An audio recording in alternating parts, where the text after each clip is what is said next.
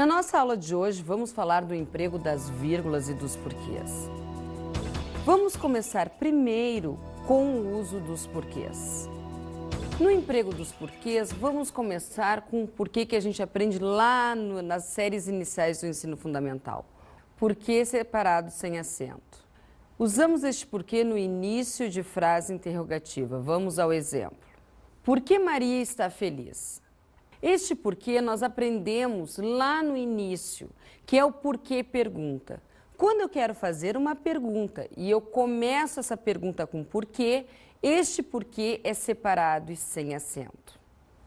No entanto, esse não é o único uso do porquê. Vamos ao segundo uso do porquê. No meio de frase interrogativa, quando puder ser substituído pelas palavras pelo qual ou pelos quais, ou o motivo pelo qual ou os motivos pelos quais. Vamos ao exemplo. A razão por que todos ficaram felizes foi a presença de Maria. Para empregar bem os porquês, tirando o porquê pergunta, que é o início de frase, que foi esse que nós vimos agora, no início da frase separado sem acento, e o porquê resposta, o mais fácil é tentar substituir pelas palavras que eles são substituíveis. Neste caso, a razão por que todos estavam felizes, a razão pela qual todos estavam felizes. Se, neste caso, eu posso substituir pelo termo, pela expressão pelo qual ou pela qual, ou pelo plural dessa expressão, então o porquê nesta frase, no meio da frase, é separado e sem acento. O outro uso do porquê é depois das palavras daí e eis. Pelo mesmo motivo, porque aí eu vou poder substituir pela expressão o motivo pelo qual. Vamos ao exemplo. Eis porque todos estão felizes.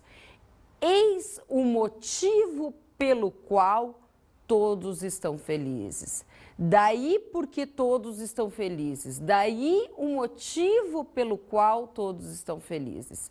Então, com as palavras daí e eis no meio da frase é porquê separado e sem acento. Num outro uso deste porquê separado e sem acento é em títulos. Por que temos medo de lobisomem? Quando na verdade não é uma pergunta, é um título. Vamos ao nosso exemplo. Por que gostamos de carnaval? Eu vou começar uma redação respondendo por que o brasileiro gosta de carnaval. Este porquê é separado e sem acento, porque na verdade o título que a gente vai depois desenvolver numa redação, não deixa de ter a pergunta implícita. Então, é separado e sem acento. Vamos ao próximo porquê. Porquê junto e sem acento. Este porquê também nós aprendemos. Quando a professora lá, da quarta série, vamos supor, diz assim, o porquê pergunta é separado e sem acento, quando nós vamos responder, ele se junta e fica sem acento. Este porquê, o uso dele é quando a gente pode substituir pelas palavras pois, uma vez que, tendo em vista que. Por quê? Porque eu respondo a alguma pergunta. Ele só pode ser usado quando, na frase que ele for usado, se ele pode ser substituído por essas palavras ou ainda quando a frase que eu estou usando este porquê pode se tornar uma resposta. Vamos ao exemplo. Ela está feliz porque encontrou Pedro. Se eu quisesse fazer uma pergunta desta resposta, qual seria a pergunta? Por que ela está feliz? Respondo, porque ela encontrou Pedro. Ela está feliz, pois encontrou Pedro. Ela está feliz uma vez que ela encontrou Pedro. Uma coisa muito importante no uso dos porquês, pessoal, é que eu não vou conseguir numa frase substituir o porquê por uma expressão que não dá, por exemplo, nessa frase, eu não posso dizer assim, ó, ela está feliz, o motivo pelo qual ela encontrou Pedro, ou ela está feliz pelo qual encontrou Pedro. Como falante nativo, nós podemos dizer isso? É óbvio que não. Nessa frase, a única substituição cabível para o porquê, junto sem acento, é o pois. E o porquê separado com acento? Bom, eu uso este porquê geralmente no final de frases, né? ou antes de um sinal de pontuação. Vou dar um ponto de interrogação, ou um ponto de exclamação no final da frase, eu uso esse porquê. Na verdade, eu faço uma afirmação e em cima faço uma pergunta. Vamos ao exemplo. Ela está feliz. Por quê? Ao invés de, neste caso, perguntar por que ela está feliz, eu primeiro constato. Ela está feliz. Eu primeiro afirmo. Ela está feliz. Depois, eu então quero saber as razões pelas quais ela está feliz. Quando o porquê vai para o final da frase, ele continua separado, porque não deixa de ser uma pergunta. Só que porque foi deslocado, ele então recebe um acento circunflexo. O último porquê que existe na língua portuguesa é o junto com acento. Vamos aos usos deste porquê. Sentido de motivo ou quando representar a palavra porquê. Geralmente, este porquê, ele vem precedido. Antes dele, vem algum determinante, como artigo, pronome e outras palavras que podem agir como determinante. Vamos a um exemplo. Maria não sabe o porquê de tanta felicidade. Neste exemplo, na verdade, eu estou dizendo o quê? Que a Maria não sabe o motivo de tanta felicidade. Este porquê geralmente vem marcado pela presença do o. Podem ocorrer outros determinantes, né? Como Maria não sabe um porquê para essa felicidade, um motivo para essa felicidade. Outra forma é dizer assim, a palavra porquê. Sempre que eu me referir à palavra porquê, tem que ser junto e com acento. Mesmo porque palavra, ele já está sendo substantivado, ele é um nome. Toda vez que o porquê assumir um papel de substantivo, seja porque ele vai ser substituído pela palavra porquê, pela palavra motivo, ou porque ele representa a palavra porquê, ele tem que ser junto e com acento. Vamos a uma fotonovela que resume toda a nossa introdução sobre os porquês. Mestre, por que existimos? Ou existimos por quê? Bem, no início da frase usamos porquê separado, mas em final de frase o porquê é separado e com acento. Mestre, o uso do porquê eu já entendi. Agora quero saber o motivo da nossa existência. Isso sim é uma pergunta difícil. O nosso outro assunto dessa aula é o emprego da vírgula. E agora vocês devem estar todos chateados, porque a vírgula é, para quem escreve, um grande problema. Sempre que vamos consultar nas gramáticas, existem várias regras para as vírgulas e todas elas acompanhadas de nomes técnicos. Vou dar um exemplo. Coloca-se vírgula quando se tem adjunto adverbial deslocado. Bom, para entender essa regra, tem que entender o que é advérbio. Depois, que é uma classe gramatical. Depois eu tenho que entender o que é adjunto adverbial, que é uma função gramatical. O aluno sai da explicação da gramática, às vezes, mais zerado do que quando entrou. O que foi que nós fizemos nesta aula?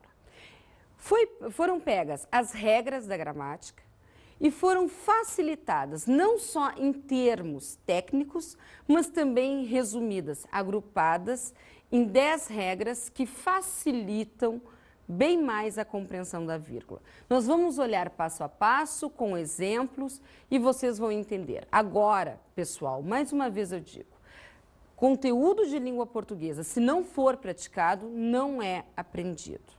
Depois das aulas, tem que começar a observar o uso das vírgulas no texto e tem que começar a empregá-las adequadamente.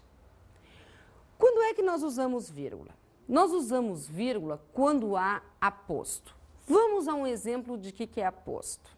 O SOI, Serviço de Orientação Educacional, tem uma orientadora pedagógica como responsável. O aposto ali é Serviço de Orientação Educacional. Na verdade, na vírgula, existe uma coisa um raciocínio muito lógico. Tudo que é a mensagem que eu quero passar, não vai vírgula desde que esteja na ordem direta. Já vamos falar disso tudo. Então, o que eu queria contar para vocês? Que o SOI tem uma orientadora como responsável. Aquela expressão que está entre vírgulas, serviço de orientação educacional, não faz parte da minha mensagem principal. Então, o que é que aquela expressão faz? Explica para o leitor, para o ouvinte, o que é SOI, porque nem todo mundo sabe o que é SOI, nem todo mundo tem a linguagem técnica da educação. A mesma coisa acontece quando eu me refiro a pessoas. Uma coisa eu dizer assim, Maria, menina educada e simpática, estuda na Escola Estadual Conhecimento. Menina educada e simpática não é um aposto, vai entre vírgulas, mas não é um aposto de Maria, porque não explica quem é Maria, simplesmente dá algumas características, faz algum comentário sobre Maria. Se eu disser Maria, filha de Joana, estuda na Escola Estadual Conhecimento, então a Joana só tem uma filha chamada Maria.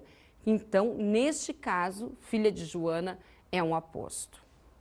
O aposto, para quem ainda está tentando lembrar com essa explicação o que é, ele é um termo acessório, não faz parte da minha informação principal, que faz o quê? Que caracteriza, que explica, que determina a palavra que vem antes, a fim de deixar a explicação, para deixar a mensagem mais clara, mas não faz nenhuma falta para a mensagem principal. Nós empregamos a vírgula também quando tem vocativo. E o que é um vocativo? Mas antes vamos ver os exemplos. Maria, vem aqui. Venha, Maria, aqui. Vem aqui, Maria. O vocativo é um chamamento, é chamar alguém. E esse chamamento não é, neste caso aqui, realmente estavam chamando Maria. Mas quando eu faço uma carta, por exemplo, eu começo a carta lá, ao fulano de tal, prezados senhores. Isto é um vocativo. Eu estou chamando a pessoa que está lendo a carta, estou chamando a atenção dela. Esse mesmo recurso do vocativo usam muitos dos escritores lá do romantismo. Às vezes se está lendo lá aquela descrição longa sobre uma sala, de 3, 4 folhas sobre a sala. Quando o leitor está quase dormindo, ele diz, então, leitor. Aí o leitor se assusta, puxa, Machado de Assis está falando comigo. Na verdade, é um chamamento. Da mesma forma, os nossos políticos ou alguém que vai fazer um discurso. Como é que se começa um discurso? Bom, o discurso já é algo que ninguém quase presta atenção. Então, o que eles fazem? Eles chamam as pessoas para o discurso, para prestar atenção no discurso. O que acontece então? Brasileiros e brasileiras, minha gente, meu povo, ou em formaturas, caros afiliados, excelentíssimo reitor e por aí vai. Todas as pessoas são nomeadas, as pessoas a quem se refere o discurso, para que se preste atenção. O vocativo, ele é perseguido pela vírgula onde quer que ele esteja. Se ele estiver no início da frase, depois dele vem uma vírgula. Se estiver no meio da frase, vai entre vírgulas. Se estiver no final da frase, vai receber uma vírgula antes dele. E o vocativo é muito importante. Vamos imaginar a seguinte situação. Como a bolacha, Maria. Ou como a bolacha Maria. Na primeira, que eu tenho um vocativo, eu estou mandando a menina, a pessoa de nome Maria, comer uma bolacha qualquer. Na segunda, eu estou mandando alguém comer uma bolacha da marca Maria. Então, é muito importante a vírgula com vocativo.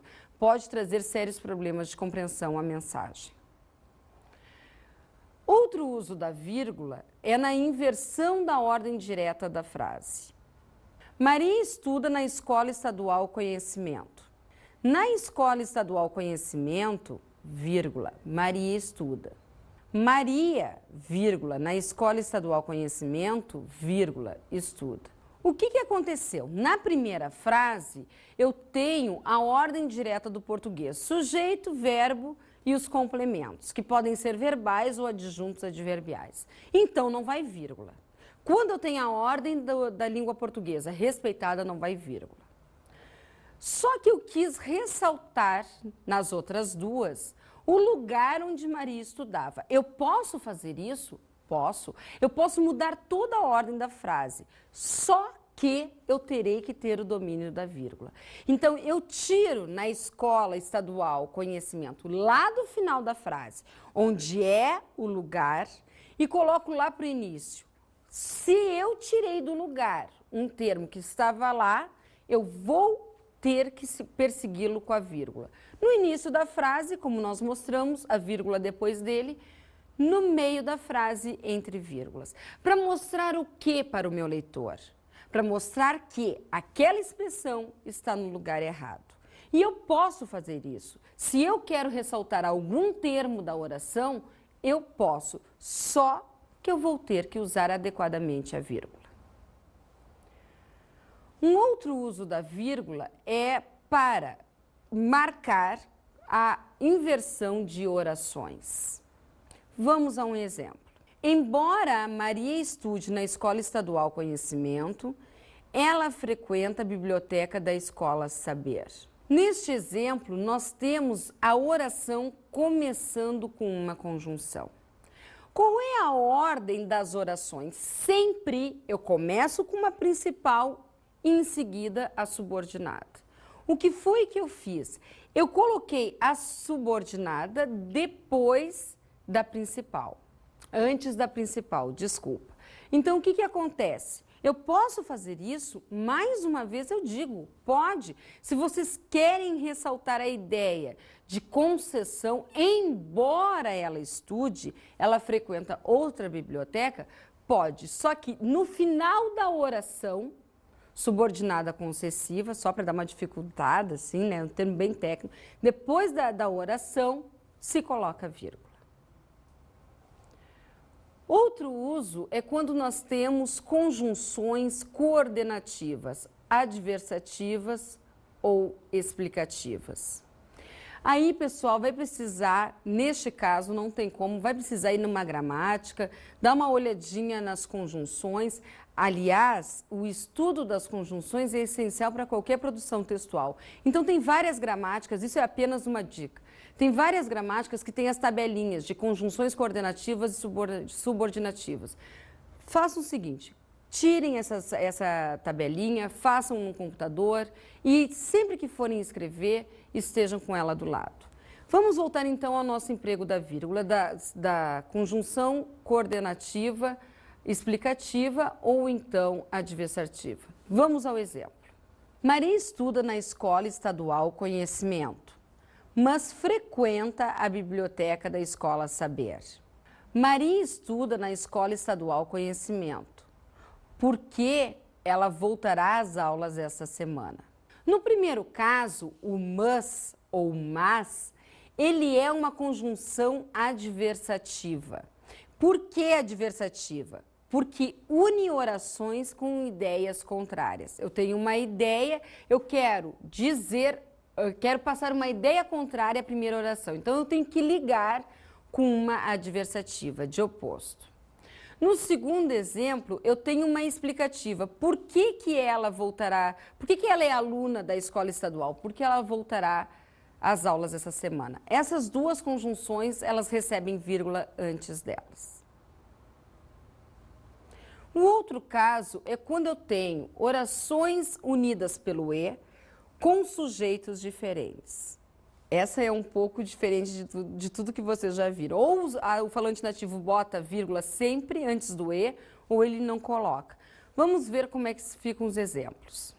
Maria voltará a estudar e lerá muitos livros. Maria voltará a estudar, vírgula, e Pedro lerá muitos livros. Qual é a diferença entre esses dois exemplos? No primeiro, quem volta a estudar é Maria e quem vai ler muito é a própria Maria. Então, se eu tenho duas orações, porque eu tenho o verbo voltar e ler, se eu tenho duas orações com o mesmo sujeito, eu não só não posso colocar vírgula, como sou proibida de colocar a vírgula neste caso. No segundo exemplo, eu tenho que Maria voltará a estudar. Mas quem é que vai ler muitos livros? O Pedro. Então, eu tenho duas orações com sujeitos diferentes. Se o E está ligando duas orações com sujeitos diferentes, antes dele, eu tenho que necessariamente colocar a vírgula. Em seguida, nós colocamos a vírgula e esse próximo uso da vírgula, o falante nativo não tem problema. Quando se trata de enumeração, quando nós vamos listar, enumerar os termos que exercem a mesma função sintática. Vamos ao exemplo. Livros, cadernos, borracha e réguas são materiais necessários para o começo das aulas. Quando eu estou listando palavras, até que apareça o E, eu vou colocando as vírgulas. Por quê? Porque eu estou enumerando. Eu estou colocando várias palavras com a mesma função sintática para a minha mensagem. Neste caso, todos os materiais ali recebem vírgula, até o E. O E não pode receber vírgula. Só se eu disser assim, lápis e borracha e caneta e caderno, aí vai. Mas aí é uma questão de estilo, coisa que o falante nativo não faz. Supressão do verbo. Quando é que nós vamos usar a vírgula neste caso? Vamos a um exemplo para que eu explique melhor. Maria gosta de cinema, ponto e vírgula. Pedro, vírgula, de teatro. O que aconteceu neste exemplo? Na segunda oração, eu teria que colocar o mesmo verbo, gostar. Para não repetir o verbo gostar, que já foi colocado na primeira oração, eu então tiro o verbo e coloco uma vírgula. Mas eu tenho que colocar a vírgula ali, porque o meu leitor, o meu ouvinte, o meu recebedor, ele tem que saber que ali existe um verbo que eu tirei. Então, toda vez que eu omitir o verbo, toda vez que eu não mencionar o verbo, porque ele já foi dito anteriormente, eu vou ter que colocar uma vírgula. Outro caso é quando nós temos expressões retificadoras ou explicativas. Que expressões são essas? Eu não conheço. Conhece sim, nós usamos sempre. São aquelas expressões do tipo, isto é, ou seja, em outras palavras. Sempre que nós usamos essas palavras, nós vamos depois explicar o que nós falamos antes. Ou quando estamos escrevendo uma ata ou algum documento que não pode passar errorex ou borracha, as palavras que são retificadoras, digo, retifico, em outras palavras. Então, todas essas palavras que eu uso no meio da frase para explicar ou para corrigir, elas vão aparecer entre vírgulas. Vamos ao exemplo. Pedro estudará linguística, ou seja, analisará a linguagem verbal humana. Neste exemplo, eu explico para o meu recebedor o que é linguística. Eu explico para ele o que é essa ciência. Então, o que eu dou uma informação? Eu falo de Pedro e de linguística, mas eu suspeito que o meu recebedor não vai saber o que é linguística. Usa a expressão ou seja, ou isto é, em outras palavras, e então venho com uma explicação do que é linguística. Vamos ver uma fotonovela que resume bem essa explicação. Vamos para outro lugar antes que aquela tagarela venha aqui. É a minha esposa. Bem, quando digo tagarela, digo extrovertida, ou melhor, expansiva, ou seja, comunicativa, moderna, gente. Informação extra. Pedro, menino legal, estuda na Escola Estadual Conhecimento.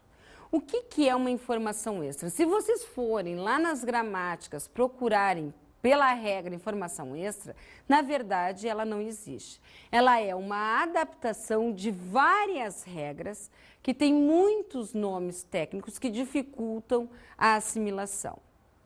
Este foi um recurso que optei para explicar todo o comentário, toda a expressão que aparece na frase, que não faz parte da mensagem principal, enriquece, mas não faz parte da informação principal e que aí se relaciona a predicativo, oração subordinada adjetiva e orações ou termos deslocados que não sejam os adjuntos.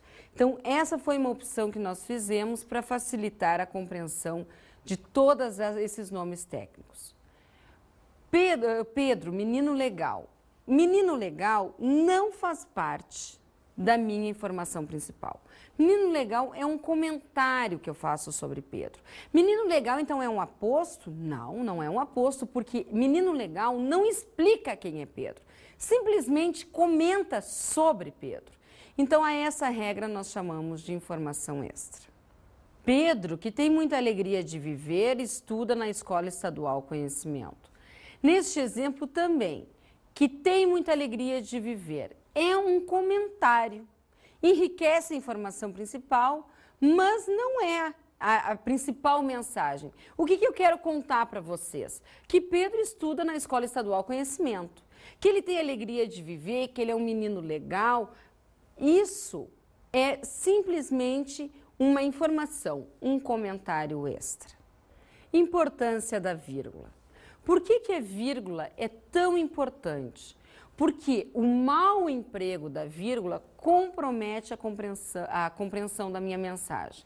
Se eu quero dizer algo e emprego mal a vírgula, corro o risco de, inclusive, dizer o contrário do que eu quero passar.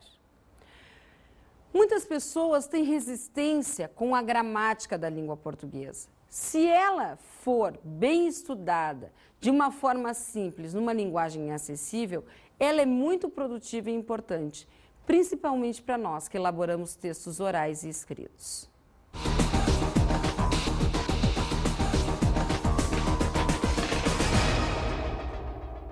A minha dica de hoje, principalmente para o emprego da vírgula, é o livro O Uso da Vírgula, da autora Thaís Nicolete Camargo, da editora Manoli.